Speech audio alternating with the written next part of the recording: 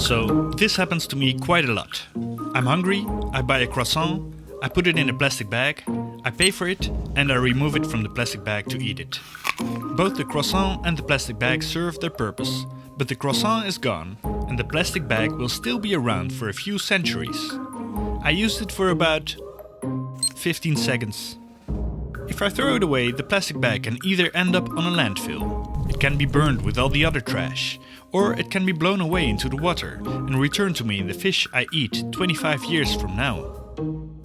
It takes at least 450 years for one plastic bottle to decompose. So if you accidentally lose your empty bottle in the woods, you can still pick it up in the year 2400. However, most petroleum plastic does not biodegrade. It just fragments into tiny microplastic, not visible to the naked eye. So, on the upside, you can't break your teeth on this kind of plastic. This is me doing grocery shopping. It's almost impossible to buy anything that is not wrapped in plastic.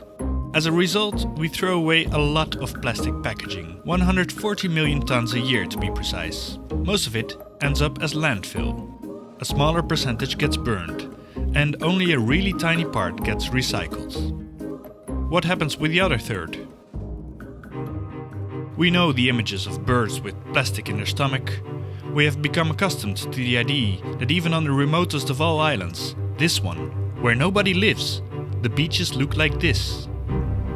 If I tell you that every minute we throw one garbage truck full of plastic stuff in the ocean, you won't be surprised.